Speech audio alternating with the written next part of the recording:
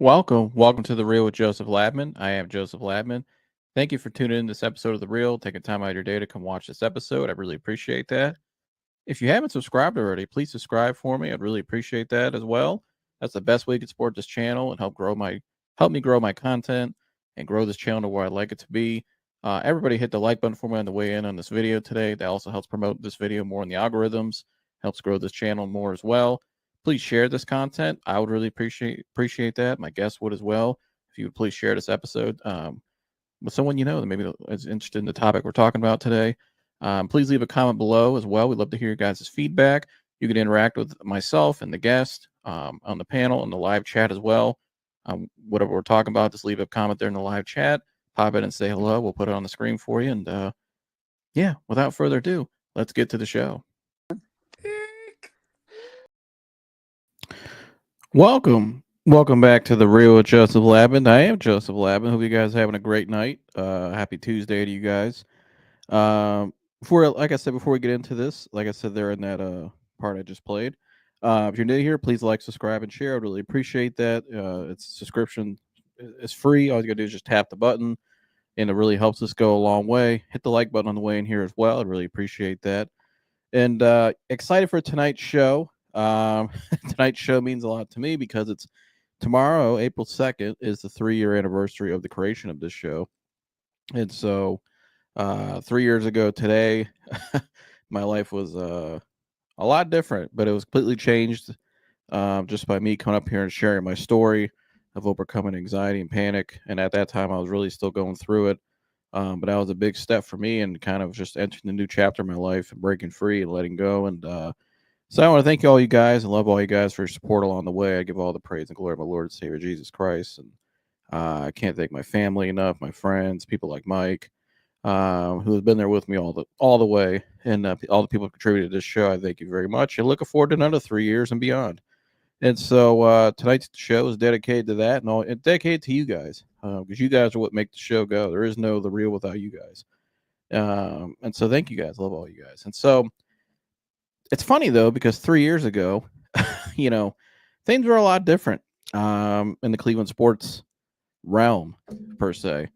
And at that time when I first started the show, we had just traded for Deshaun Watson, and there was a lot of excitement and there was a lot of negativity on the same side as well because of the allegations against him rather. And so it was kind of a mixed bag, but we were in that weird time where it was like, okay, we think we might have got our franchise quarterback, right? We just traded 3 first-round picks, a couple other picks as well, and we paid this guy $230-something million to come here and be our franchise quarterback.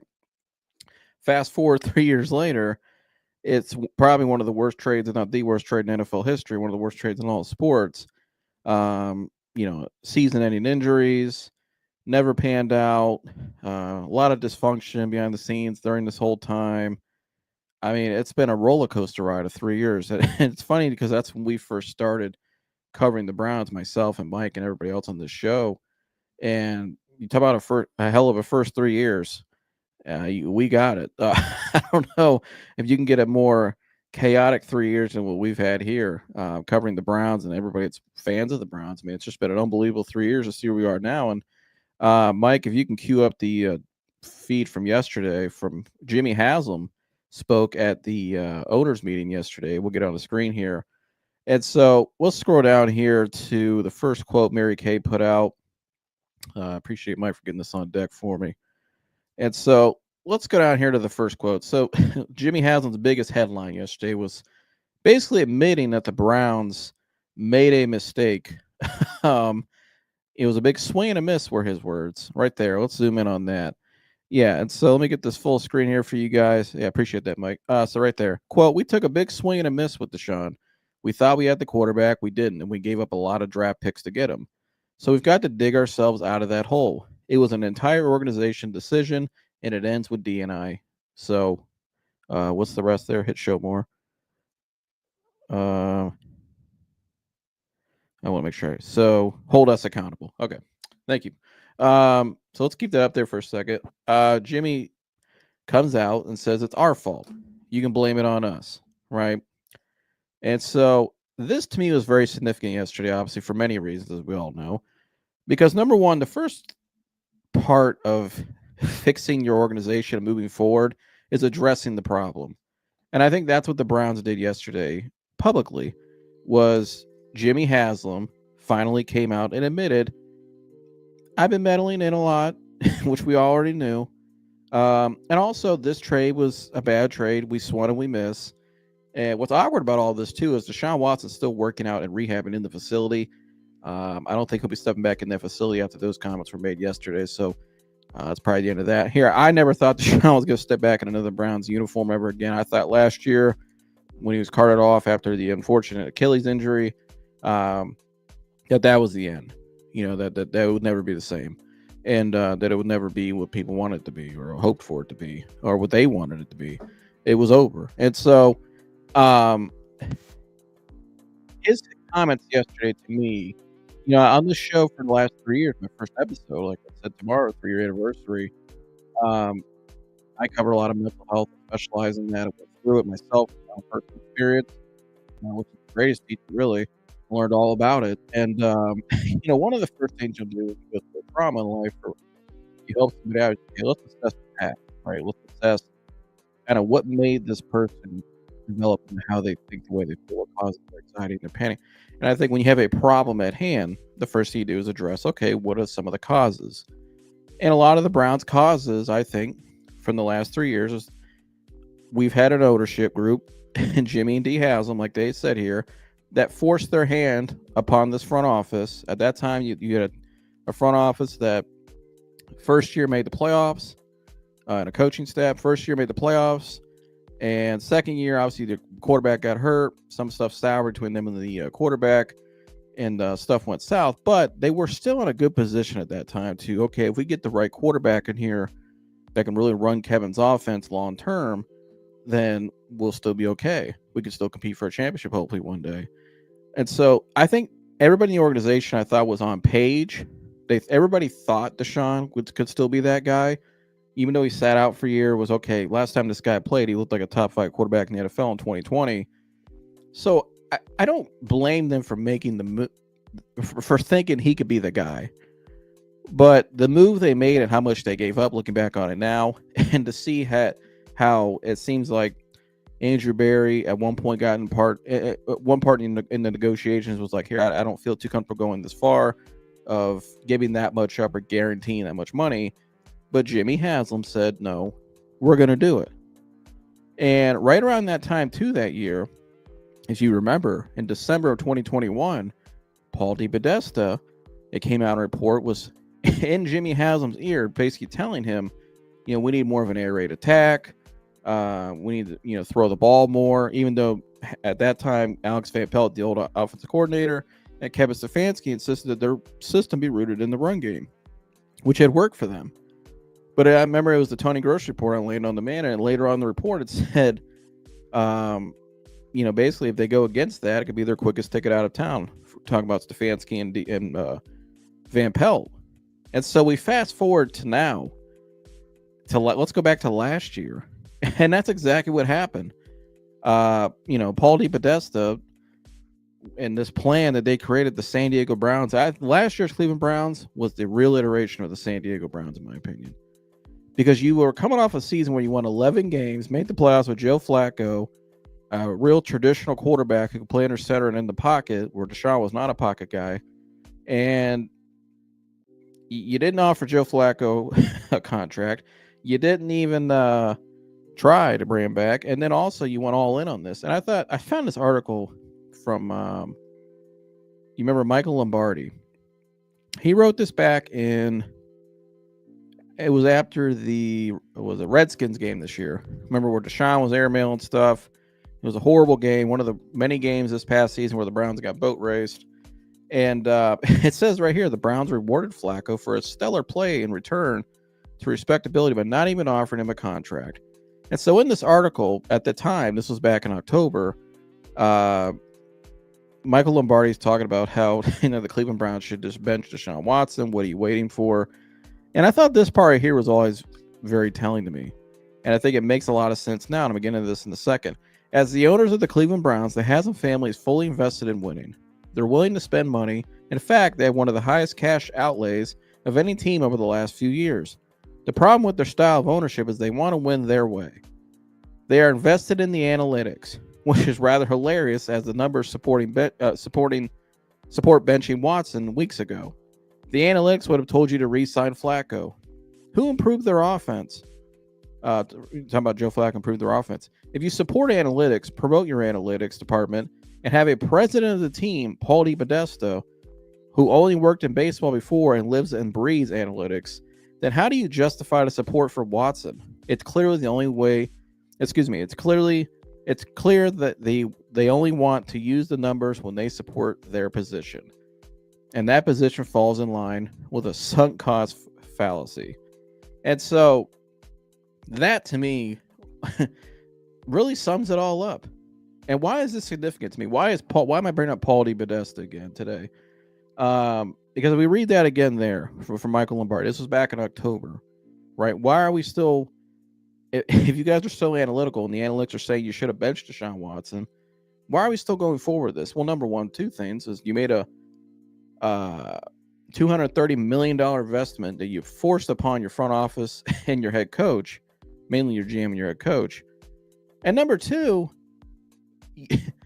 this is all Paul DePodesta's plan. This was the guy that was back in 2021, like I said, was in the owner's ear saying, hey, Paul, or hey, Jimmy, excuse me, we need to do more of an air raid attack. Right? And remember, it said at the end of that thing, if anybody steps out of line, they could be their quickest ticket out of town. And I'm going to actually have that up here. I'm going to pull it up in a second because what happened, right? What happened when guys did want to go along with that? When they brought in Joe Flacco, they won 11 games, right? But now Deshaun was coming back healthy. What did they choose to do? They chose to double down on the San Diego Browns plan. And I think I still have that. I'll get that up here in a minute for you guys if I can find it. But like I said, at the end of that article by Tony Grossi from back then in 2021, it says if anybody goes against it, it would be their quickest ticket out of town, right? We remember that. And I've done many videos on this. Go watch them. And not a coincidence, 3 years of doing this, one of my most popular videos was the San Diego Browns video still to this day, what I did last season. So go watch that if you haven't watched already. And where that shows really a lot of Paul DePodesta's influence over the organization for the 10 years he's almost been here now. And so, but going back to my point, what happened before last season? They fired Alex Van Pelt after coming off an 11-win season. Bill Callahan, who, he wanted to go coach with his son, but they allowed him to leave and didn't even try to stop him.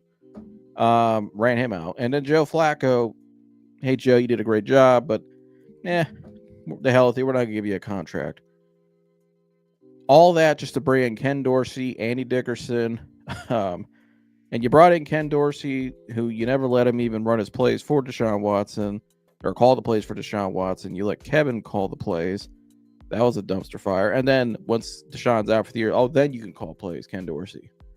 And then let's bring in Andy Dickerson to be the new online coach, replace Bill Callahan. And by the end of the season, we hear that Mike Vrabel was coaching the O-lineman. It got so bad towards the end of the season. And so you put all that together, it's like, man, this has been the cause of the problem. This has been the absolute tire fire of the Cleveland Browns. What they've been the last forever, how many years now, especially in the last last year, especially. Right. And there's been some other years since.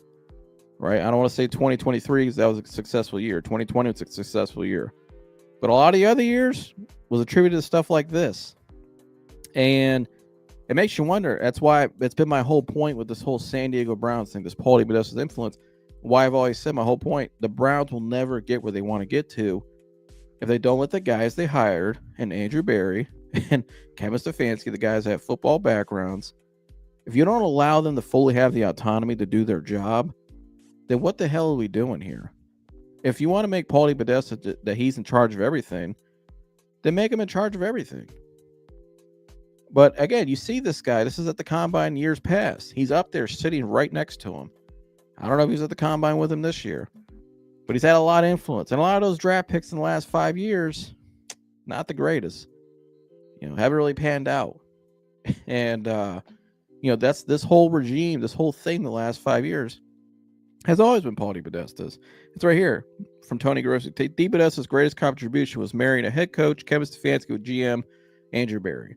It fulfilled Jimmy Haslam's directive to have peace and harmony between GM and head coach. To his credit, DePodesta also recommended Sean McDermott as a coaching candidate instead of Hugh Jackson. On the other hand, he advocated quarterback Mitch Trubisky over Myles Garrett with the number 1 pick in 2017. And so, again, you read something like that at the end and you say, man, we got the number 2 pick coming up in this upcoming draft. I'd be a little scared. Are we going to try to force it with a quarterback? Because we need a quarterback. Are we going to try to force it with Shedeur Sanders, even though a lot of people don't think he is a top 5 talent per se, that you're going to pass on a generational guy like Travis Hunter? You're going to pass on a guy like Abdul Carter just to force a quarterback because we need one? Or maybe because Shedeur has the highest completion percentage, or the analytics say take him. And I don't dislike Shedeur. I think Shedeur could actually succeed in the NFL in the right situation. And I think Cleveland could be the right situation. But I don't think over those 2 other guys, I wouldn't take him at number 2 over Travis and Abdul. I don't think he's that great. And especially with Cam's off the board at number 1 going to Tennessee. So I was pretty nervous about all this. As a fan, I'm like, I hope history doesn't repeat itself. And at that time, they didn't take Mitch over Myles Garrett, thank gosh. They took Myles Garrett. And Myles Garrett, to me, he was that guy like the Travis Hunter of this class. He was the can't-miss guy, right? Mitch Trubisky was more of an unsure thing at quarterback. He wasn't a guaranteed. He wasn't like a slam dunk top 5 pick, right? And so they didn't listen to him then, but he advocated for it then. But this front office, we know why Andrew Berry got the job. You remember back what Charles Robinson said, that the reason why why Andrew Berry got the job over George Payton, who runs the Denver Broncos right now, with Sean Payton, he's the GM over there. AB got the job over him because Paul DePodesta liked Andrew Berry more. And that's why he got the job. And that's why Jimmy Haslam sided with Paul DePodesta. Like, he sided with him a lot. But yesterday, right, as much as everybody's talking about the Jimmy Haslam comments about how the Deshaun trade was a big swing and a miss, there was something else Jimmy Haslam said yesterday that really stood out to me. I think is more, right? We talked about the past, right? But once we talk about the past, now we're going to make a plan to move forward. How are we going to set ourselves up in the present time for a better future, for a bright future, for a successful future, right? And yesterday, I have a quote right here in the thumbnail. Jimmy Haslam says, quote, "It would be great if we could get the quarterback, but we're not going to force it." We're not going to force it. And you remember back in November, it was Anthony Lima. Shout out to Anthony Lima, 92 through the fan. Him and Ken Carman were on in the morning, their usual morning show. And if you Google it, actually, I'll bring it up right here. He said that, you remember what he said? That it sounded like Paul DePodesta was getting phased out at that time. I don't know if that's what he was hearing, but a lot of the vibe was that Paul DePodesta was getting phased out at that time, right? And then you listen to Jimmy Haslam yesterday saying it was us. You can blame it on DNI.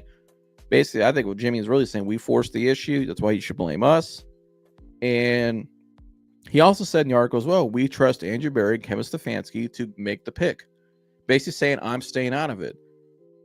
They're going to make the pick, and we trust them to make the right pick, is what he said yesterday. If you go read it. And Mike, I think that's in there too, if you mind finding that. I think she quoted that part. And so here we go, right here.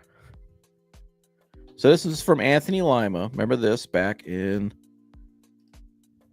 right here. And I'm almost finished, guys. Right. Where is it? Hold on. There we go. All right, so right here. It says, analyst believes Paul DePodesta is being phased out of the Browns organization. And so that was Anthony Lima back in November. And at that time, that was a good sign for me, because I'm thinking, okay, it's about time we finally got this guy out of the organization. And again, nothing against Paul DePodesta personally. I just think in terms of his philosophy and how he goes about things from a football standpoint, does not work in football. It doesn't mesh. You do that in baseball, But it's like when he took the job here in 2016, Steve Young, the great Steve Young, said it, and I played that clip, that there's a lot more to running a football team than just trying to use numbers to build a team. There's a lot of ins and outs inside the locker room, outside the locker room, how to actually evaluate talent that you have to know. You have to have a football PhD to run a team. And we've seen the result of that, of this guy beating the organization, has been great. A lot of dysfunction, ran guys out like John Dorsey, and the result has been nothing but where we are now. Coming off a 3-win season and one of the worst contracts and trades in NFL history. And so, my whole point, though, is Jimmy Haslam saying that yesterday, they're stepping, that they won't force the issue, to me, I think is a great sign.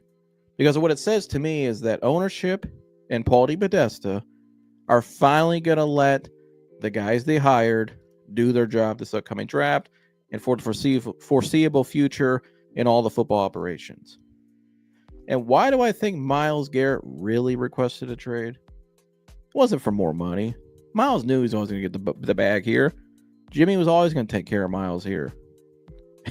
But the reason why I brought up a certain name this whole time, the front office, the director of football operations for the Browns, who's director of football operations involved in everything.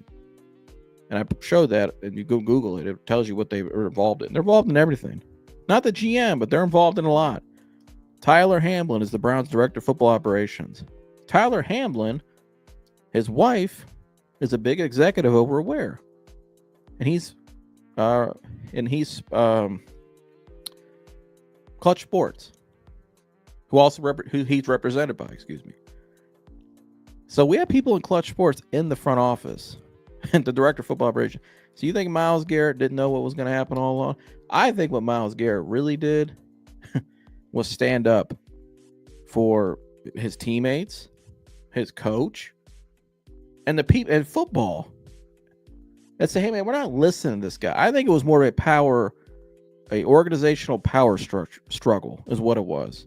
And I think Myles Garrett got sick of it. And I think Myles Garrett wanted to sit down with Jimmy Haslam and with everybody else say, what's our plan and what's our philosophy? Because what we're doing is not working. And I highly doubt Kevin Stefanski was happy with this stuff moving forward as well. Because they made him seem like he had to go fire Alex Van Pelt. He didn't want to fire Alex Van Pelt. That was his guy. And Alex Van Pelt was perfectly okay with not calling plays. And was still a hell of a mind to have on that sideline, especially in developing quarterbacks.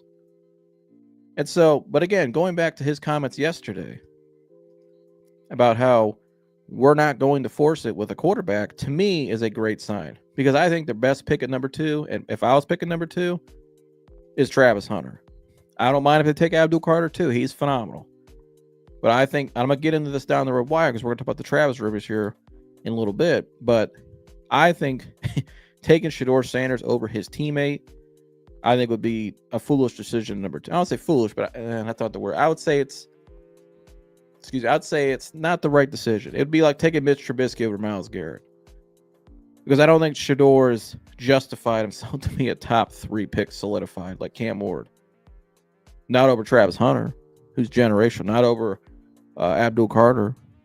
And so, but again, when I hear Andrew Berry raving about Travis Hunter yesterday, he gives me more confidence that, in my opinion, that they will make the right selection and they will get the best player available. And it won't be somebody from upstairs with their analytics forcing the issue about taking a quarterback. And that gives me more confidence in the Browns moving forward. We evaluated the past. We addressed what we're going to do in the present.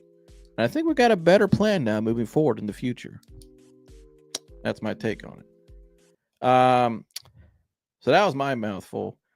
But again, I really wanted to share my where I wanted to go this night with my point. And so let's get into some of this here. Teflon Don's in the house. Shout out to you, Teflon. What's good, Joe? What's up, Teflon? Parent John said, yo. What's up, Parent John? I just heard giving Watson that money was a mistake. LOL, no kidding. Yeah. Worst ownership team ever. This is Ohio. Appreciate you. Congrats on the 3 years. Thank you so much. This is Ohio. Appreciate your support. Thank you.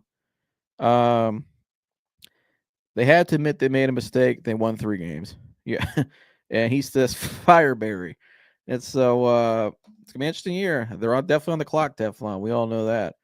But well, I'm going to take a break, but I'm going to bring up my guys here. Joining me now is somebody who's my right hand man this whole time. You guys know him, the man, the myth, the legend. Been waiting patiently in the back. I feel bad making him wait, but Mike Antonace in the back. Mike, what's happening? Hello, beautiful people. 3 years. It's hard to believe. I didn't have gray hairs then. Yeah, It came quick. man. Also joining us, Mike, is somebody who's keeping it real always. I'm sure he'll be keeping it real tonight because certain people I brought up, he just on this show has had some great rants about. Jersey's in the house, Mike. Hi. What's that? Said I'm ready. All right. Well, I've talked a lot. I'm gonna mute my mic. Mike, what did you guys? Well, I'll start with you, Mike, and Dad. You go after. You guys heard my opening monologue there. What did you guys think of Haslam's comments yesterday, and what's your overall thoughts of everything I said, maybe and some of the points I point out? But the Browns moving forward now. Yeah, no, it was good to hear. I mean, it was good to hear, but also a little shocking to hear Jimmy basically call Deshaun a swing and the miss when he's still technically on the team. And like you said, rehabbing in Berea as we speak. And they just call him a swing and a miss. It's good to hear some accountability and him basically like, hey, shouldn't have meddled, shouldn't have done that. Because like that, one of the previous reports we had covered on the show is Andrew Berry didn't want to do the trade after Deshaun Watson was asking for all that money. Andrew Berry said, look, I don't think we should do it. Jimmy Haslam said, no, we're doing it. And meddled to get it done at the time. I get it. I get why they did it. But obviously hindsight's 2020, didn't work out. So it was good to see some accountability. It is good that they're giving more power to Berry and Stefanski specifically. Because I think those should be the only two guys making decisions in the draft when it comes to contracts, unless obviously they have to get Jimmy Haslam's signature on a check. But yeah, I thought it's the Browns are moving in the right direction, and you kind of brought it up a little bit. It does seem like they're not going to be forcing a quarterback, which here I'm sure we'll take a quarterback at some point in this draft. You and I have gone back and forth of will it be in the first round, will it be in the second, will it be even later? Who knows? There was more to that quote that Mary Kay didn't put in her tweet, but Jimmy even said, like, here, if it takes another year, if it takes another 2, we can wait as long as, we're getting quality players. And it's hard to miss on either Travis Hunter or Abdul Carter. I've said it for a long time. They're 1A, 1B. Both would make an immediate impact on this team. Both would be great additions for this team. Both are considered blue chip prospects.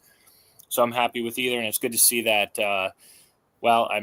took Jimmy some time to learn, but it's good to see that he's finally learning and listening to the actual football guys in the building, being Kevin and Barry. So, yeah, that's my 2 cents on that so far. What do you think, Jersey? Well, the only comment I heard yesterday is where he said swung and a miss, but the funny thing is it's just 235 million. It was just swing and a miss. I love the way these guys think, right? Man. Yeah, I mean, here, it's his money. I've said it many times. I'm just glad the dude was willing to spend the money. Now, it didn't pan out, but it was his money. We can all sit and bitch and complain, but it wasn't our money.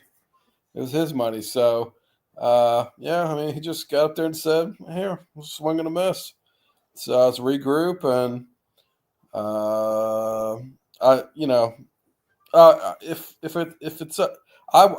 want him to take Travis Hunter, just because he's an irreplaceable player. You can't find that guy anywhere else. Would just be a lot of fun to have that guy. Just the versatility, the competitiveness. So I hope they take him and grab a quarterback later on, another defensive end later on, but. I gotta ask you though, Jersey. As long as hopefully DePodesta's ass is gone, I mean, this guy. I'm just sitting here listening to you, Joseph, and I'm just like, I mean, how just the Cleveland Browns should not be this bad. I mean, it's just I don't think people really, maybe some do, but I don't think a lot of people really sit and stop and think like the amount of money that's been spent, the amount of picks they've had and high picks, and they just, I mean, whoever is in charge, which it is DePodesta, that person should be.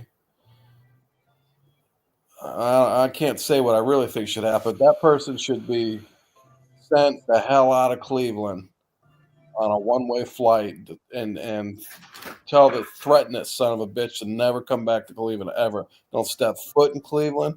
You're never allowed back in this city. Get out. You have caused so much pain and heartache to the fans. All these people, their hard-earned money, taking their kids, saving up money, getting their asses ripped out at the concessions and the parking, and to watch them lose. You know what I mean? If you're gonna get your ass ripped out like that every week, you better be putting some quality entertainment on the field. So DePodesta, get that goon the hell out of here once and for all, and let's start winning football. Let's start having competitive football that we're proud of in Cleveland, Ohio. That's what we deserve. So did that quote yesterday? The other quote, Jersey, say it would be great if we could get it would be great if we could get the quarterback, but we're not going to force it. What does that say to you? Does that solidify more that they're not? It's leaning more towards the guys you paid to find do their job, the football guys.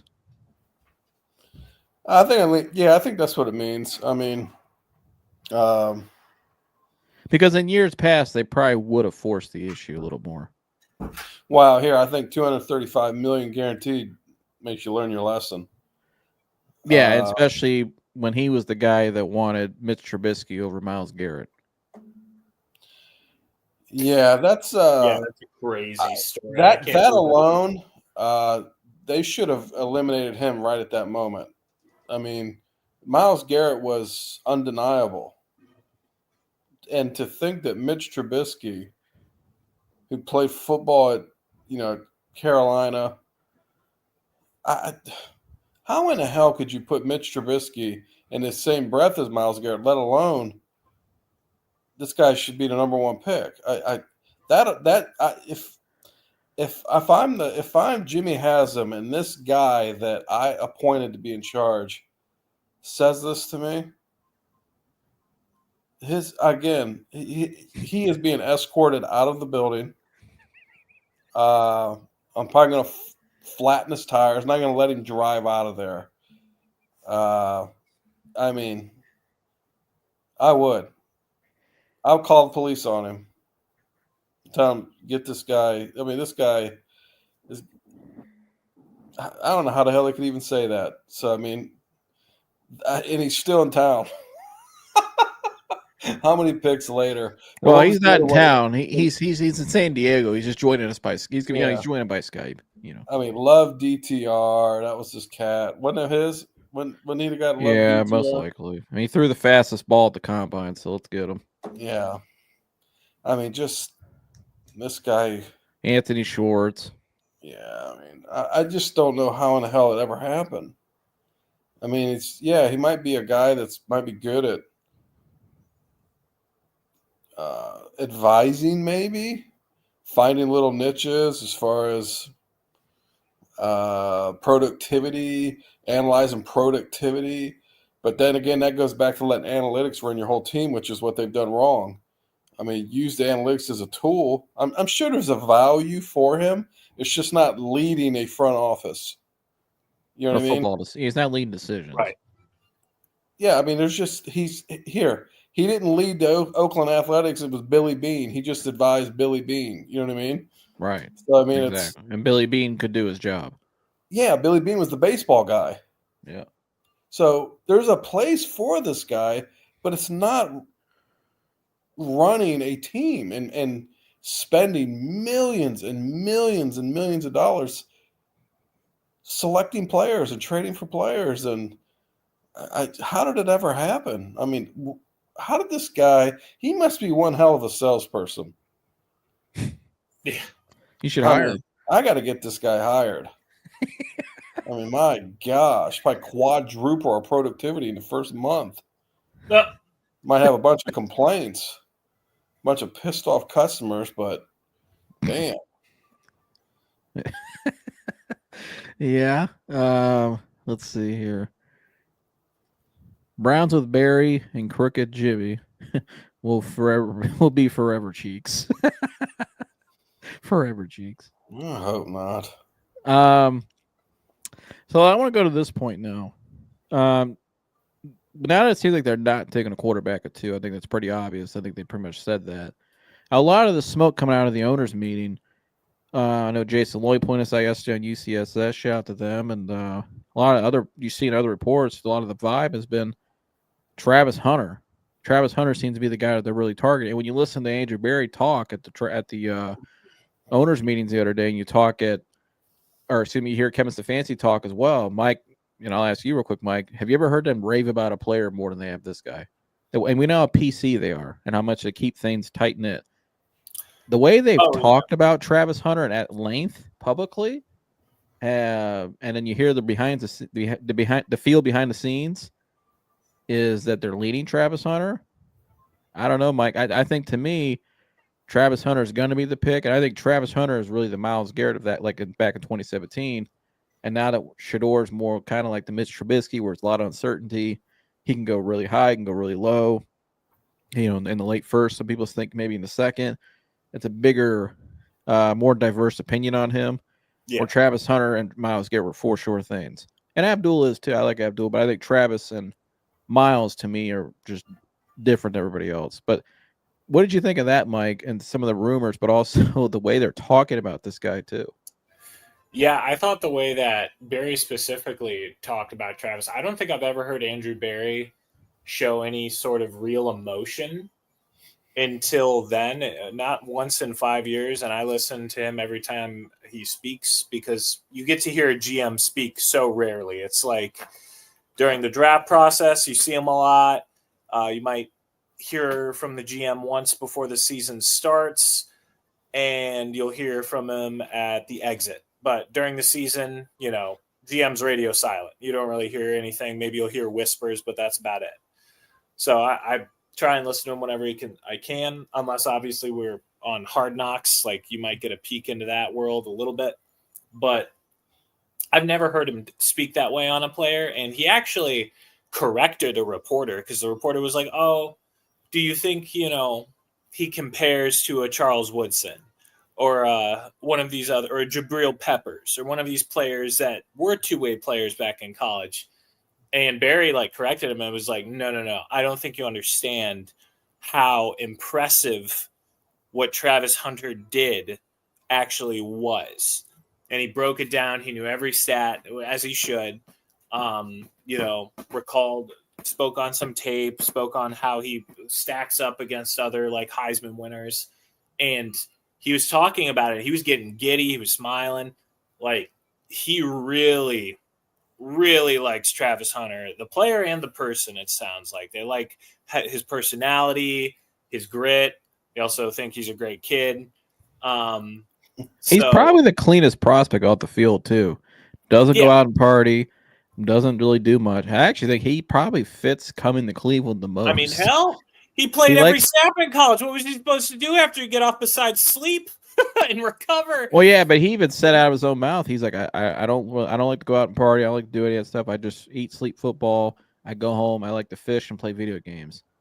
I'm thinking, well, you'd like it here in Cleveland because you can go fishing and we got plenty of lakes and stuff, and you can play video games in your house. Stop everywhere, dude. Yeah, yeah. You got a nice house. You can just sit and play. I mean.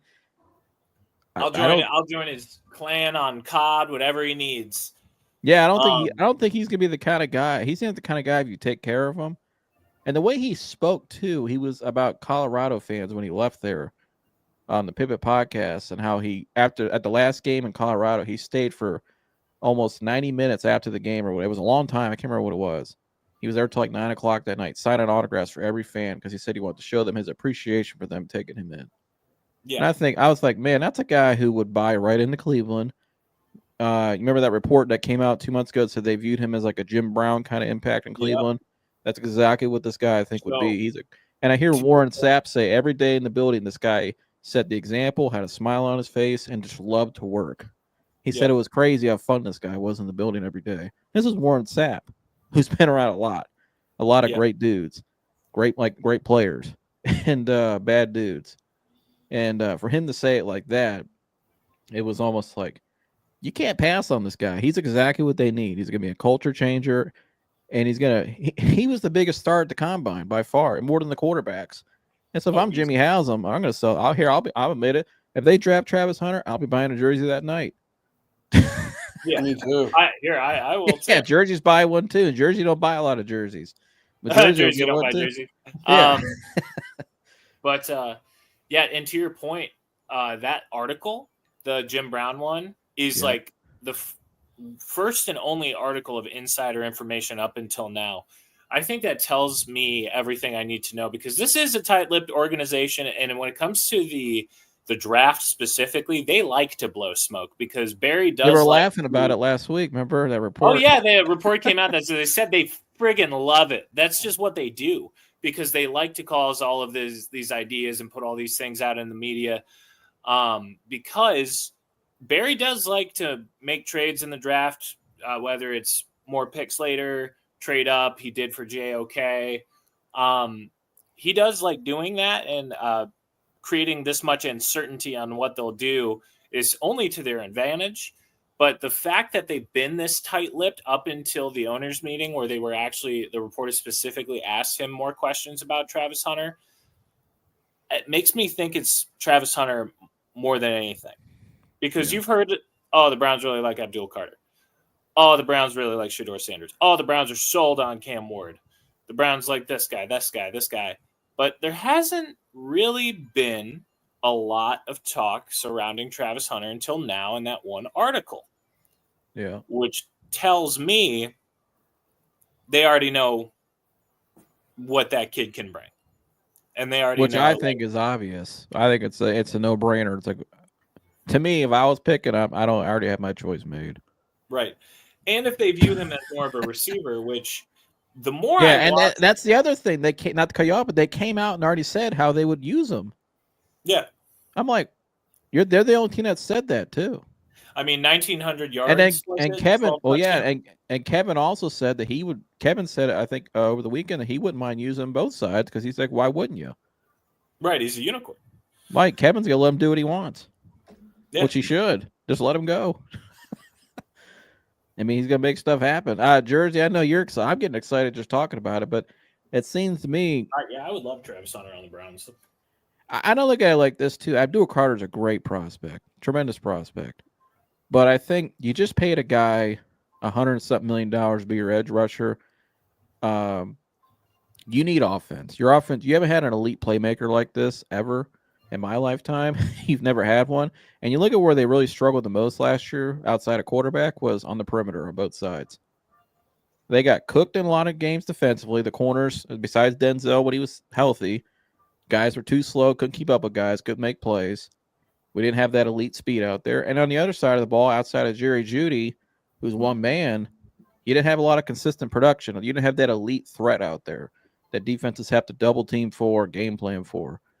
That's what this guy is on both sides of the ball. He could be great at either one. And so Jersey, to me, the choice is obviously Travis Hunter. And he's rare. I don't know. We've never seen this before. We may never see this again. I mean, I'm looking down the pipe right now at the recruits coming up in high school and other guys. I mean, even Jeremiah Smith, as great as he is, he doesn't play both ways. This guy, to me, he's just a rare air. Yeah, you mentioned Charles Woodson. I watched Charles Woodson at Michigan, and he was deserving of the Heisman. But Charles Woodson did not do what Travis Hunter did. And I think Travis Hunter could have did a hell of a lot more had they let him. I mean, if they let this dude do kick returns, I mean, I think a lot of times he's just running idle. If you look at all of his production just from last season alone, it's just mind-boggling what this guy did. And then you'd sit. Remember, we would sit and watch all their practices and the documentaries, and it just looked like he didn't even have to try. All these other guys were out there just. I mean, he never got tired. These guys are Power 5 football players, and they just look like they're having their ass worked off. He's participating, but it just seemed like he was just like bored. I mean, he's just in a different stratosphere, and he's going to work the corners harder in practice. Yep. He is going to just elevate everyone around him. And you said the other word you said was playmaker. When the fuck have we had a playmaker? We haven't had one. I mean, since Josh Gordon, really. Yeah, for 1 year. Yeah, I mean, this could be what we may have gotten out of Josh Gordon, but even more because you got the defense side of the ball too, if need be. So, good grief! I mean, and Travis Hunter put you on TV too. Oh yeah, prime time. So, I mean, which is a big thing, and apparel sales, fandom. Marketability. I remember when we watched him 2 years ago, that first game at TCU, their first game in Colorado. I mean, you said it. You're like, this guy is the greatest football player in college right now. You know what I mean? Oh, easily. Yeah, he was the best player then. Yeah, I mean, he should have been the Heisman 2 years in a row. So, yeah, you got to take this guy. This guy should be the number one pick, but I'm glad he's not, and I hope to gosh they get it right and they take the guy because he might be the kind of guy too that attracts other players that want to come here and play with him. So yeah, especially quarterbacks. Yeah, I will say on the off chance that Cam Ward is there at 2, that's going to be a very tough conversation in that draft room. Yeah, because if Cam Ward's there. That's the most important position in football. I think Cam Ward, the more tape I've watched on him, is a very good quarterback with franchise caliber talent. Yeah. I don't think he will be. I think the Titans are pretty locked. But if Cam Ward and Travis are there, I think that's going to be a very intense conversation. I think they're going to use every bit of the 5 minutes they get. No, I agree. I agree. But one last point I make on Travis, though, before we get back to quarterbacks, Mike, is you said at Jersey how he'll be in the locker room, the impact he'll make. I mean, this guy walked into a 1-11 program in Colorado that was an absolute just dreadful place to be, not a football place at all. And I think you can say probably 70% of I mean, it's a group effort, but they went from 1-11 to 4 wins, and then the 4 wins to last year. I think they won, was it 9 games? I believe it was, or 9 or 10 games, and made a bowl game. First time they made a bowl game in Colorado in like 20-something years, or plus 20, 25 years. A lot of it's because of him. Most of it's probably because of him.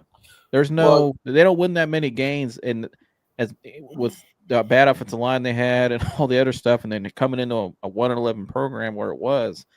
He was a big part of turning that around quickly and getting it to where it was respectable again.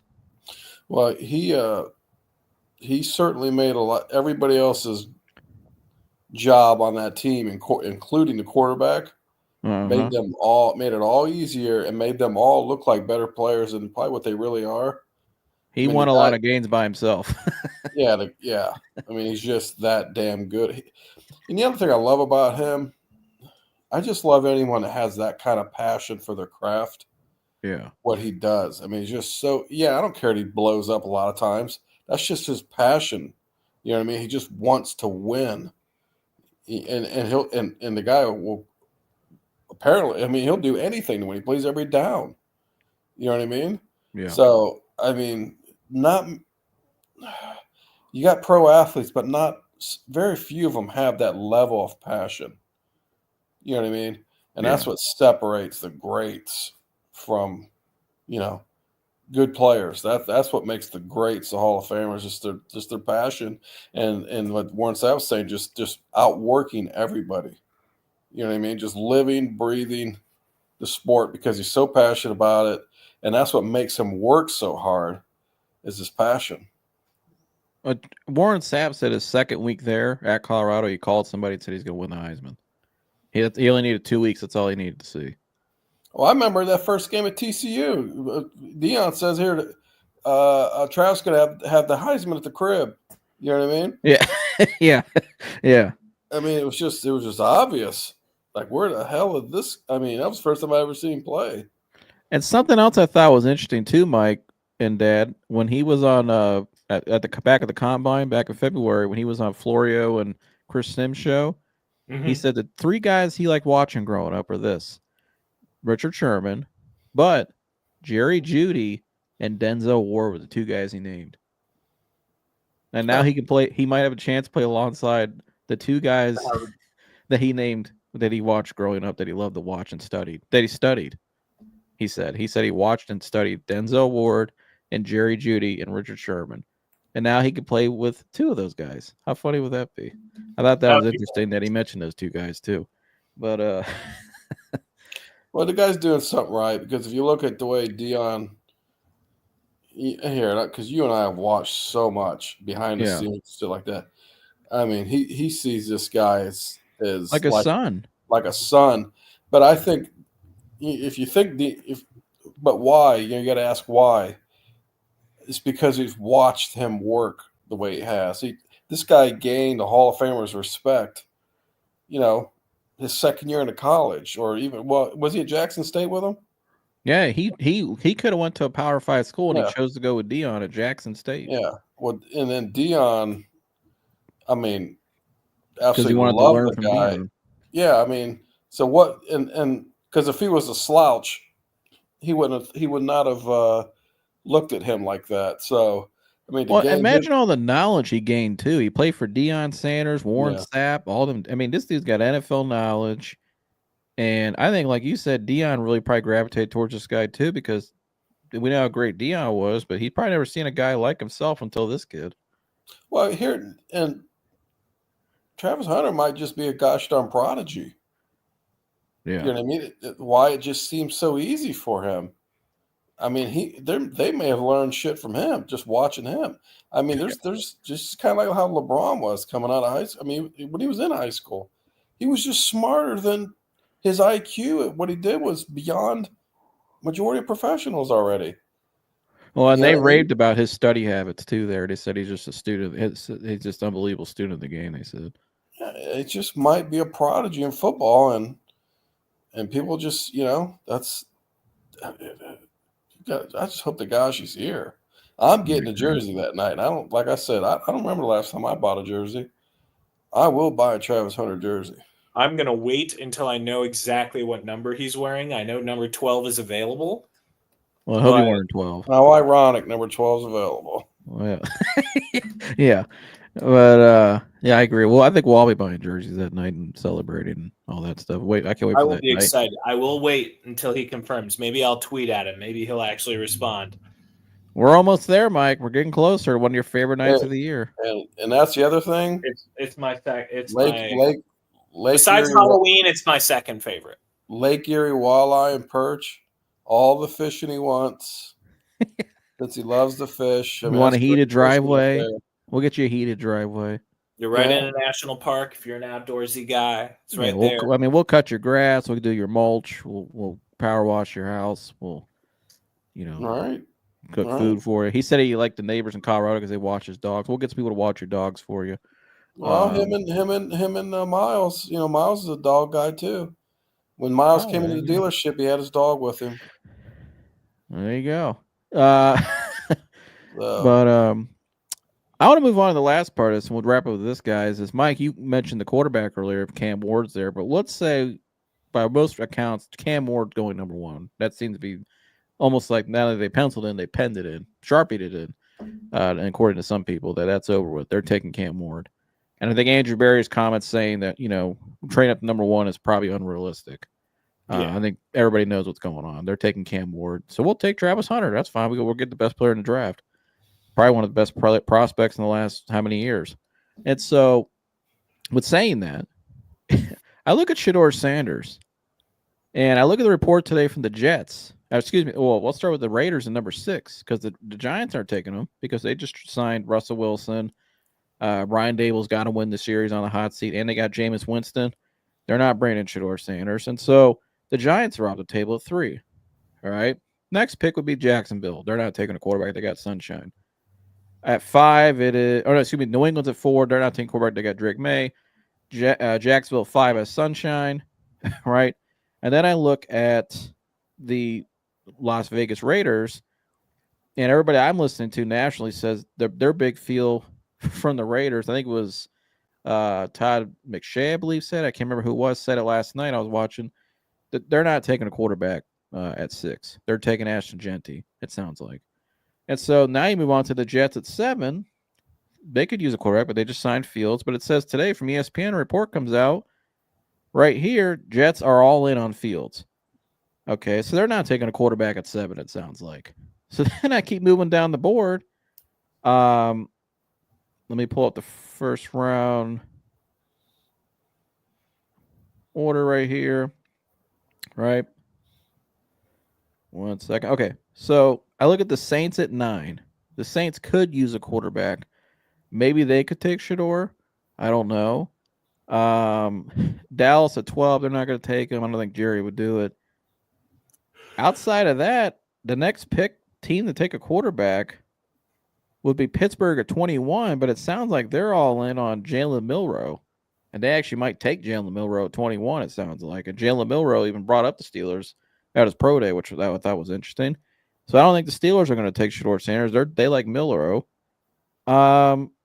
Outside of, I don't see any other team, Mike, that I think would take this guy. So when you hear the report saying he could fall out of the first round, well, if I'm the Browns, why not take Travis at 2? And then let's see what happens. Raiders haven't signed Geno yet. No, they signed Geno. Right, Mike. They signed Geno. The Raiders. I'm almost traded for him. They traded for him, so they just absorbed the remaining contract from Seattle. He's not on an extension, but he's on a 2-year deal, basically. Yeah, and they're taking Genty, excuse me. Travis is special. Yes, shout out to you, Amber, for tuning back in. Amber 7. But again, my whole point though, Mike, I don't see a place, and based on reports, where where Shedeur's going in the first round. So if I'm the Browns sitting there at 33, basically the first round pick, you're the first pick of the second round.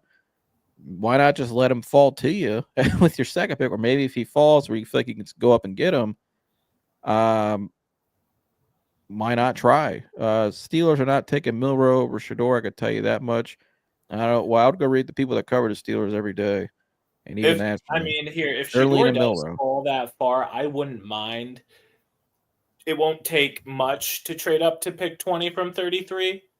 So just to hop skip the Steelers to make sure they don't even have a chance to consider it and also get a 5th year.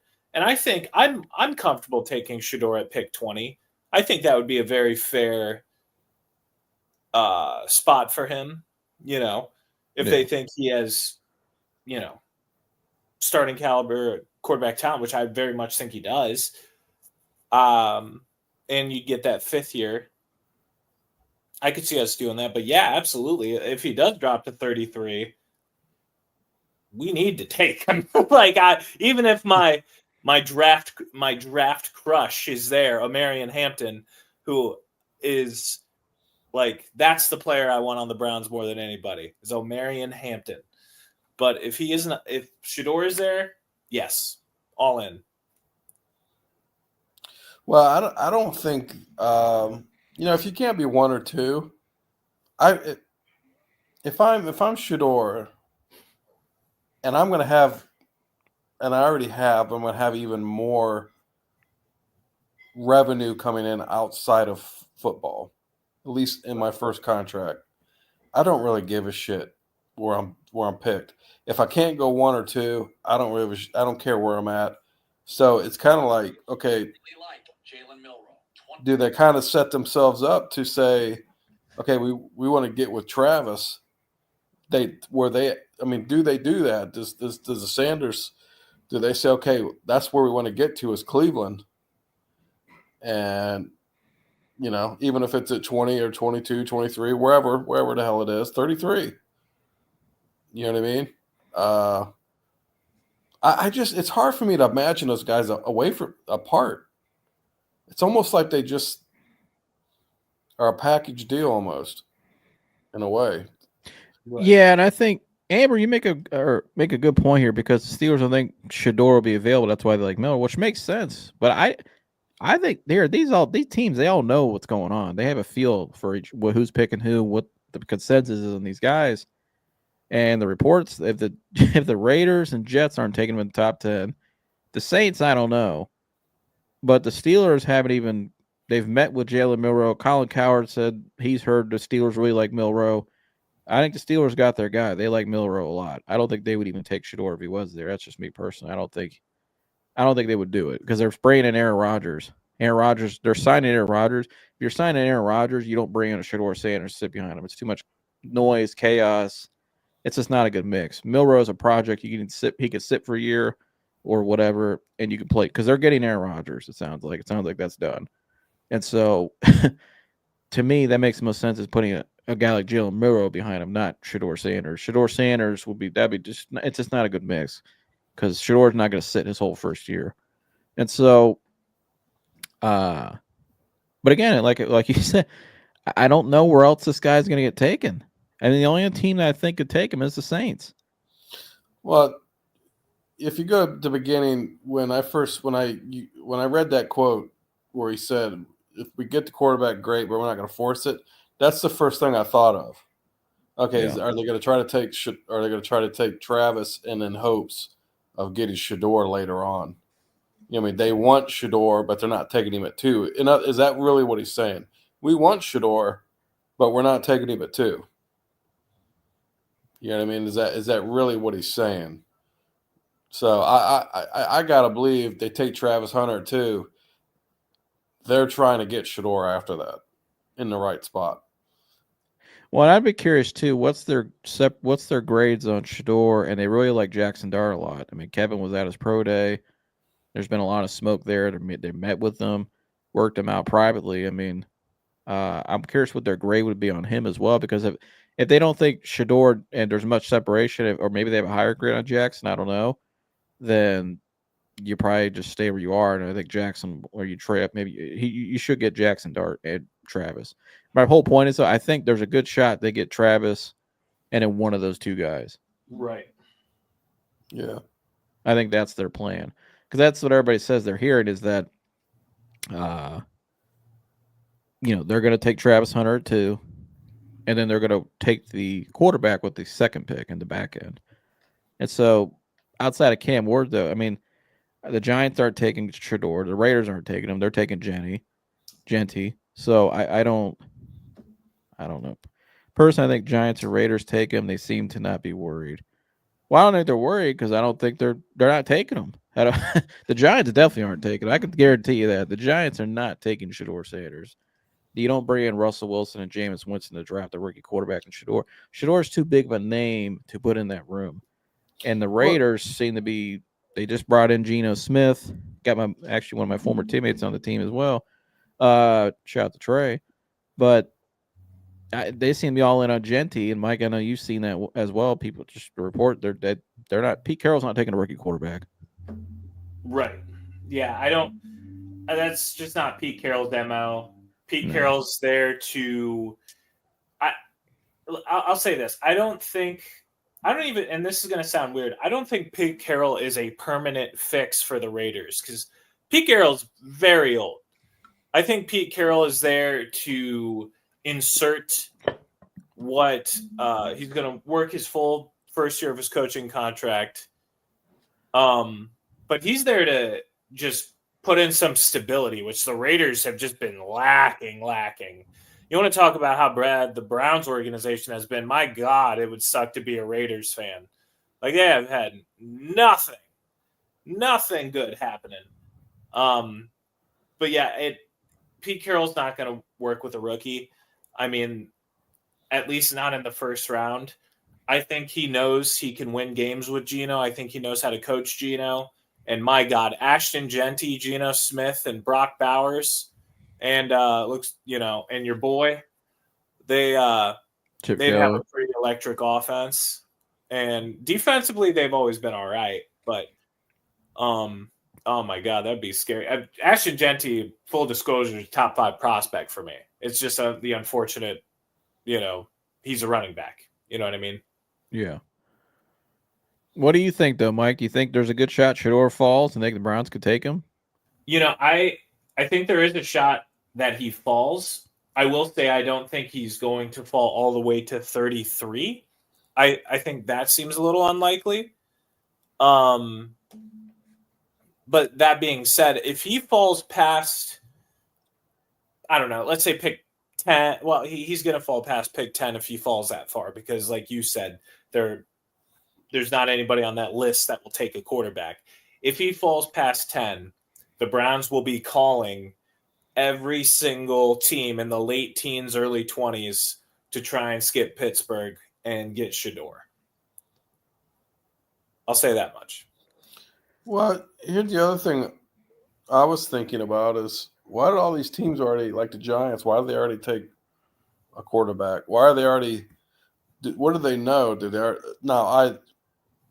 Are they just not sold on these quarterbacks, or do they already know where it's going? You know what I mean? Yeah. To where they said, okay, we can't get this cat. This cat don't want to be here. I mean, I don't know. You know what I mean? Why are they? Why? I mean, if you're the Giants, like, why do you? I mean, you're gonna take. But then again, I mean, here they might be crazy enough to still take a quarterback after paying Russell Wilson and Jameis Winston. Yeah. So. Yeah, I'm looking at some of the reports here.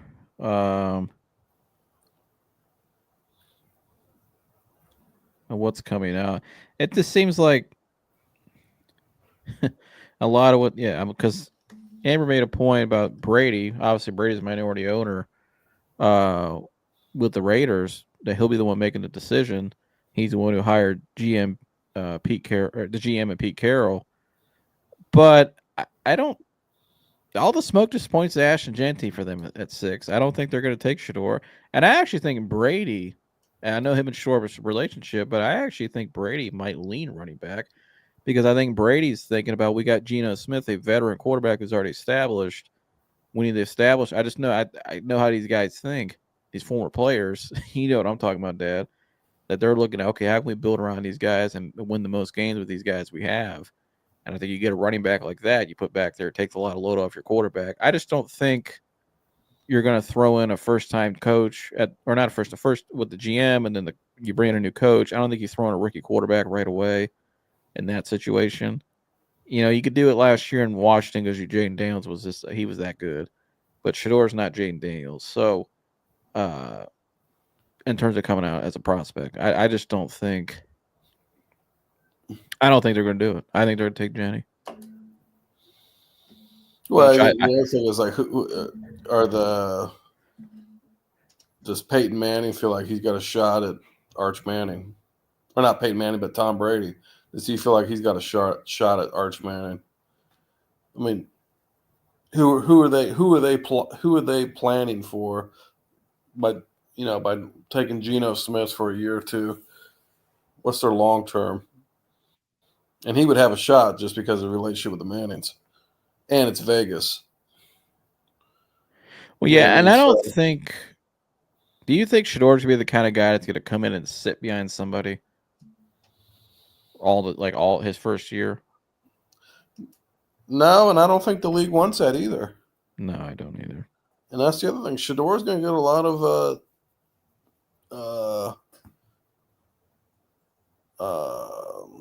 I don't know. The league's going to protect him and open up doorways, and you know what I mean. There's just too much money to be made off of him. You know, as long as he can be a good player, there's just too much money to be made because of the last name. Yeah. He's already a freaking. He hasn't even played in the NFL, and he's already a huge star. There's actually more smoke to Shador to the Giants than there is the Raiders. Mike, you tell me if you buy this. Matt Miller of ESPN said, I'm hearing the Giants want a quarterback even after signing Russell Wilson a 1-year deal. A scout told me, New York loving Shador is the worst kept secret in the league right now. The Giants had the Giants had a presence at every Colorado game this season. I think a lot of teams did that. And that them signing Wilson and Jameis shouldn't prevent the Giants from drafting a quarterback at 3, if he's there. But I don't. That just doesn't make a lot of sense to me. Well, it doesn't make sense to me as well. I mean, you're going to bring a quarterback room of Jameis Winston, Russell Wilson, and Shador Sanders. I know Daboll's and Joe Schoen are, drafting and coaching for their jobs this year, but so it begs 2 questions. Either 1, they'd be overreaching, or 2, if that team thinks Shador's good enough to take at 3, then the Browns would just take him. You know what I mean? Yeah. Well, here in the Browns, other than what? Kenny Pickett? Who the hell have they? I mean, it's almost like that's our only quarterback on the roster currently. Yeah, so the starting spot's open. So that's enticing to a rookie quarterback. Man, I can just go in and I can just start. You know what I mean? And I can have the best player in the draft, who's my guy, who's damn near my best friend, catching balls from me. You know what I mean? The Browns are leaving that open. I mean, you'd think like by this time they'd have a quarterback in place for next year if they weren't going to draft one and start them. Right. I would think. So there's a lot of things that just seem like it's pointing to that dude coming here also. Yeah, I agree. I just don't see them separated. It's almost like they're brothers. Like remember the old brothers clause, you and Debo? It's like it's like the same damn thing. It's just that's how they're maneuvering it. They understand Travis is the best player in the draft. Travis has to go to. He's going to go to. And I think too, you got to follow the real smoke. The real smoke is the narratives being put out by certain people. Mm-hmm. Adam Schefter put out, this was this morning. Right now, this is on ESPN's morning show. He said, right now, Greedy, just under a month away from the NFL draft, it sounds increasingly unlikely that Shador Sanders would wind up going 2 or 3. That is where Schefter said on ESPN's NFL countdown or draft countdown, said, quote, that is where it will get interesting. The story of the draft then would become, where is Shador Sanders going to go? Right. And then go watch what Deion Sanders said on Skip Bayless's podcast the other day, whenever it came out this past week. And he asked him about that, does it matter where he gets drafted and where, and like what pick and where? And he said no. And he also basically said, I don't care where he gets, what pick he gets selected. I just want him to go to where, it's the best place for him to go. Basically what he's saying. He almost kind of said like, if he falls, because Skip brought that up that he could fall, and he said, here, if he falls, whatever, I just want him to go to the best place possible. And he even said that Deion said, he goes, actually, the further you fall in the draft, you actually go to teams that are better. Right. So he basically he opened the door on the Skip Bayless podcast. Go watch Skip Bayless podcast. And what Deion says is most important to me because he knows what's going on. Because he even said him and Shador talk every day about different teams, situations, what they're talking to, and the communication with these teams and what they like and don't like. And he's obviously involved. But then I just see that. I see what Schefter said, and I see all these other teams not circling towards Shador Sanders. We're taking Travis at 2. I don't know. I just think it's setting up, like you said, Dad, where we probably could end up getting both of them still. Right. And here's the other thing, too. We, as fans, we want instant gratification. We want to win now. Deion Sanders isn't looking like I mean, the guy's obviously he played in the NFL. He had a long, great career. He's a Hall of Famer. This is a marathon. He's looking at the whole career. Yep. You know what I mean? The kid doesn't have to come in and win right away. Yeah, do they want to win? But it's more of getting in the right spot where he can develop, where he can be comfortable, where he can be a comfortable young man, enjoy it. You know what I mean? Learn. And here he's got it's not about money for most of all these other guys. The higher I get picked, the more money I need the money. Well, they're already filthy rich. They don't need the money. You know what I mean? And his money will be coming in elsewhere. So from other channels. So I think it's more about he knows he's not going to go 2 or 3. And I'm the same way. If I'm not going to go 1 or 2, I really don't give a shit where I'm at if I don't need the money. I just want to be I want to get in the right predicament. He even said that. He said money's not this isn't a money thing. So it's almost like if it was a money thing, they'd be trying to go in the top 3. Does it become okay? We want to get to Cleveland. We want to get to Cleveland. We want to have the ability for him to play. Got the coach as a quarterback coach. He played with and his friends with Deion, Billy Musgrave. Yeah, well, but even Stefanski. I mean, it's like Mike Pat said, Shermer's Stefanski and Pat Shermer's connection. What the hell does Pete Carroll have to do with a 21-year-old guy? You know what I mean? A quarterback. He's too old. I mean, he's a great football mind, but he's just not going to be able to relate. Stefanski will be able to relate. You know what I mean? And he's just got that calm demeanor. So I just think there's a lot of this is how the shit works. I mean, look what LeBron said on McAfee show about how just ironic the Cavs got the number 1 pick. You know what I mean? This is how pro sports works. It's about narratives and money, TV, and but at the same time, if there's Sanders, the Browns are going to give them what they want. New stadium coming. I mean, there's a lot of excitement around Cleveland.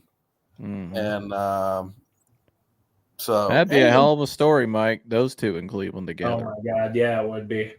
Oh my gosh, dude, it'd be on TV nonstop, prime time. Yeah, yeah. You know what I mean? In the words of Vince McMahon, that would put butts in seats. Yeah, yeah. I mean, yeah. So, the only quarterback they brought in is Kenny Pickett. They haven't brought in anybody else. Yeah, it's like, okay, is it whoever they else? Here's how you know for certain. If Kenny Pickett is the only guy on the roster on April 24th, they're taking Shedeur Sanders, because that means the next guy they bring in is going to be a guy that fits with Shedeur Sanders. You know what I mean? Right. So, because Kenny Pickett is going to be probably 3rd string. So they'll bring in another guy that fits Shedeur. If they're sitting there with just Kenny Pickett, that means they're the other quarterback they're going to bring in after the draft is based on whoever they take in this draft. And I think it's because whoever they're going to take, they're going to let start. Yeah. They're just going to put them out there and let them fucking start. So, Deion was joking yesterday about Shedeur was going to the Giants with Jameis and Russ, prayer fire. I don't think he would mention Giants if they didn't want him. Well, he also mentioned Tennessee on Skip's podcast. We know where Tennessee's going. I mean, Shedeur's mentioned the Browns many times. Says it's his favorite team to play with in Madden. But they're not the one. They can't pick themselves to a team. I think here's the other thing. I think you're a lot higher on Shedeur than these teams are. For what it sounds like. Yeah, I mean, I don't think he deserves to be picked up there. You know what I mean? I think it's going to work if he gets picked. That, like Mike said, is he worth taking at 20? If you need a quarterback, yeah, but he's not worthy of being picked up there. He's just not. No, he's not over Travis. No, he's just not. So, and if we say it, these GMs sure as hell say it. Well, I hear Adam Schefter said what he said for a reason, and he's not the only one that said that. But here's the other thing: Todd McShay pointed out on his show yesterday too. You just look at the FanDuel, the Vegas odds. Shador, the odds are even telling you Shador, he's not favored in any of the top 3 picks, and he's a second distant in a lot of the second, third pick odds. Right. That just tells you they know he's going to be dropping. Yeah. And I think he knows. I think they're expecting him to drop. Like the Sanders, I think they know he's going to drop. Yeah, they don't give a shit. No, because then that's where they get. That's actually where they can dictate where he can go. Yeah. That's how you can actually dictate where he goes. Because the lower he drops, the more you can call a team and say, okay, you can start to kind of maneuver your way up to where you want to go on the board. And I think this makes the most sense with his buddy right here with him. All right. And here's the other thing a lot of people don't realize is you always hear major markets. Cleveland's not like a small market like a lot of people would think. Mm-hmm. They're I think they're maybe like the 12th largest market in sports. You know what I mean? So it's not like if they went to Jackson, Mississippi, and Boulder, Colorado, they can come to Cleveland, Ohio. Right. So there's money to be made in Cleveland. You know what I mean? So who's his agent? Just himself. What? But I know Clutch Sports tried with. I'm sure they've tried with him, and I know they tried with Travis. Yeah. Yeah. But it's all the same circle. It's all the same circle, though. Yeah. We all know that. But here's the thing: is if they don't get him, okay, they just get one of the other quarterbacks. Right. Yeah. As long as they walk away with the best player in the draft, that's all I care about. Yeah. You can move on with that. Yeah. And Travis, I would say like he's 1A in my book. Yeah. And my cat's already named Travis. Yeah. Yeah. I got a cat named Travis. Cousins is coming to Cleveland. Amber said. Mike, what do you think about that? Diana Rossini said that it's the most likely scenario. I don't know if she has insider knowledge or if it's just best guess, but I mean, there really hasn't been any other smoke besides that. I think people just assume. I mean, I'm sure there is mutual interest there with, the ties with Stefanski. And if you were going to pick up or trade a late round pick for a veteran quarterback, Kirk Cousins is probably the best option available. I would argue if he would have been released, he would have probably been still the best option available in this free agent quarterback market. Let me ask you this, Mike. Do you think he gets traded before the draft?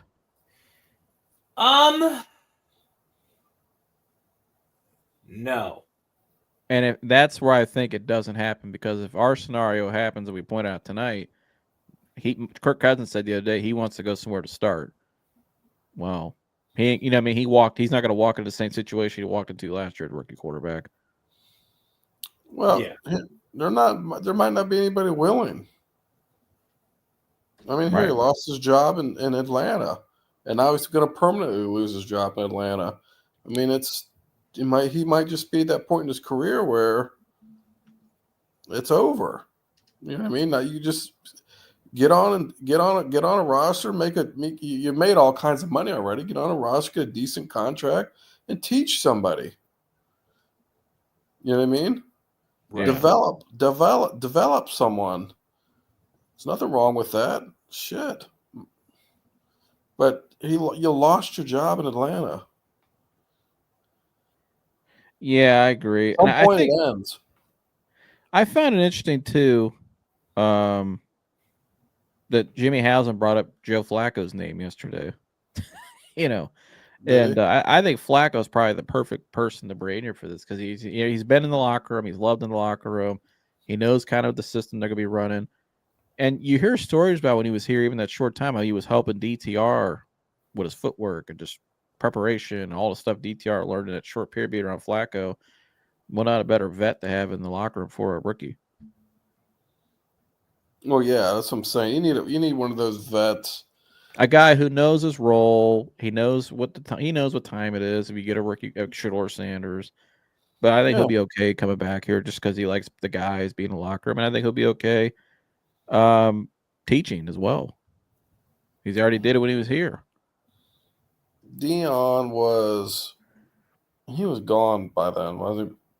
I think so. I was already thinking about that. Time Flacco was on the Ravens, but But I think media is pushing for Flacco. Well, Haslam mentioned it yesterday, but I think the media is making assumptions, like Mike said. Oh, Kirk Cousins played with Kevin Stefanski. He's going to Cleveland. Oh, the biggest one that gets. Oh, Tommy Rees coached Jalen Milroe in college. The Browns are definitely interested in Jalen Milroe. Well, not necessarily. Tommy Rees inherited Jalen Milroe. He got hired there. He didn't recruit him, and he just inherited him because he took the job there. But that doesn't mean that's who they want. That's not to mean that's the kind of quarterback they'd always look for.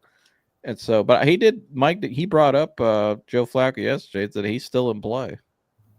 I wouldn't doubt it. It seems like they'd prefer something else that's like last minute, or like it's one of those things where they'll know he'll be available if they need to sign him, kind of thing.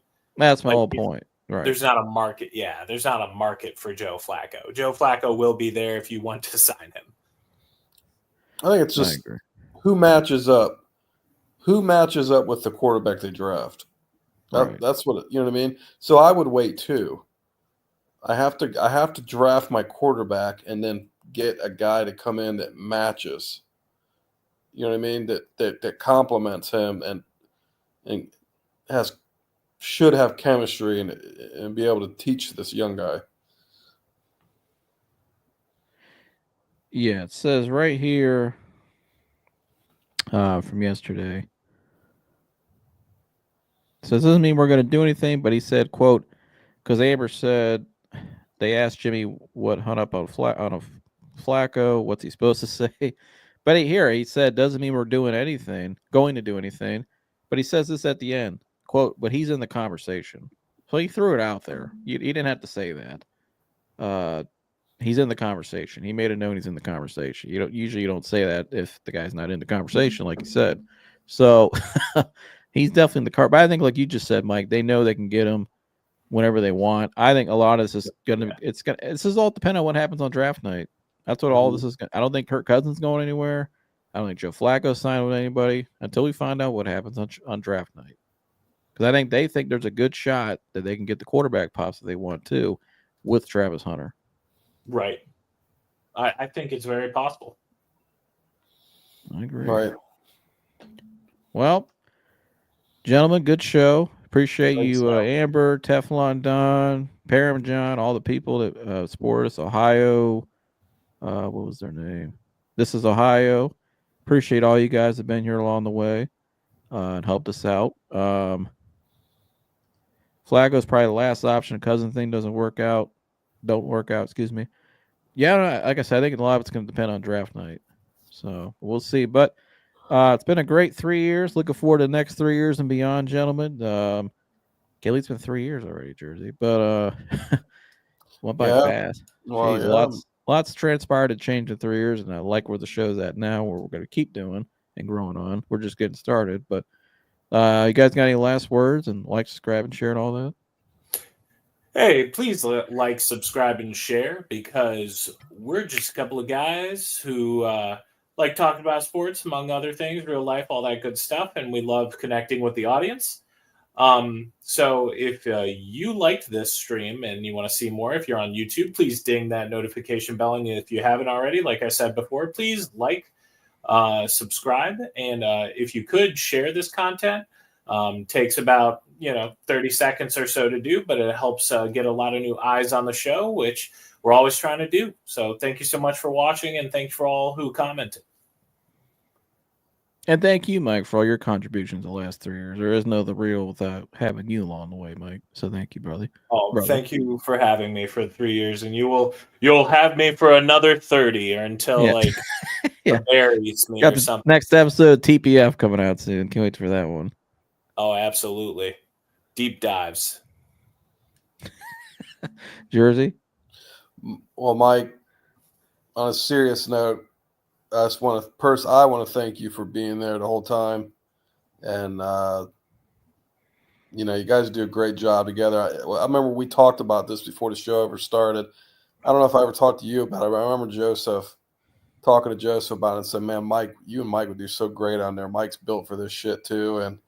And you've been the constant. You've been there the whole time, and you guys had a friendship develop out of it now. And I want to tell you, if you already don't know this, you're part of our family, and and I love you, dude. I'm glad I'm glad I got to know you, 8 years ago, and and I know I beat on you a lot, but you've well, not physically, verbally, not physically, not physically, buddy, but he's his boss at work. I've been known in the work environment to really put them through the ringer, but all with a good intent. But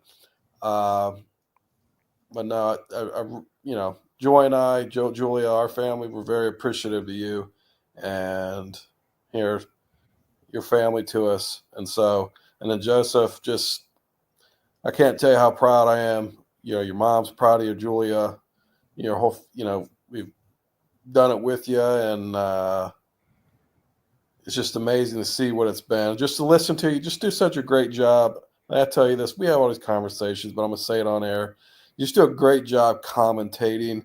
I think that's what makes your show so special, so much different from other ones that we watch. Is just do a great job keeping everyone involved. If someone has a different opinion than you, you don't shut them down. You just do a really, really good job. And a lot of people have said that to me. Just a really, really good job of running the show and thinking of ideas and being creative and sticking with it, believing. You told me someone told you years ago, a couple years ago, 3 years ago, here, most guys just quit. They don't stick with it, and that's why the shows don't last. And so, it's slowly growing, but one day it's going to explode, and to be off to the races. So I'm just glad that, I could be on the show and do it with you all the time, and just keep doing what you're doing. Just keep fighting, keep believing, keep working hard, keep being creative, keep being brave.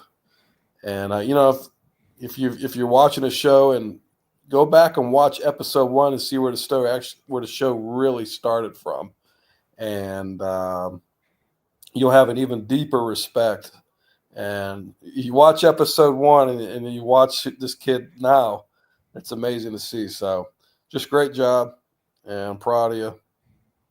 And I don't like to just see me, but your mother and your sister, you know what I mean, and all your friends and everyone. So many people I know, you know who they are. So just keep doing it. It's 3 years. I can't believe how fast it went. I still remember the that first one that day. So it was a hell of a week. Yeah. So I want to say a personal thank you to you guys. I love all you guys. I wouldn't be where I'm at today without you guys. But I want to say a personal thank you to Joe Zavarelli, because the Friday, a year ago or 3 years ago on this day, it was a Friday the 1st. My dad and I were standing there doing a home project, and Zav called just to check in. And Zav already knew about the idea, and you guys have seen Zav on the show. And Zav talked about how, we had talked about the podcast idea, and he kept pushing me, let's get it going. And we sat and he prayed with me on the phone, or us on the phone, that day, and he prayed about it. He prayed about it pretty intently and pretty hard, and he brought it up in the prayer, and there we go, just let's get the podcast going, baby. And he hung up, and the next day it happened. And so I want to give him a thank you, because I think that prayer really is what we needed, and he just did it. I didn't ask for, he just did it. He offered to pray on the phone, and I think that was the final. God answers prayer. I think that's what was needed. That was the final push, because the next morning when I got up, I just felt it was time. And so I want to thank him, because without that prayer, I don't know if I would have did it. So, I believe that. But love all you guys. Clap it up for everybody. Love you guys. Like, subscribe, share all that good stuff, and we'll see you guys in the next one. Go Browns, and we're out of here. Good morning, Mike. Go Browns. See you in the morning.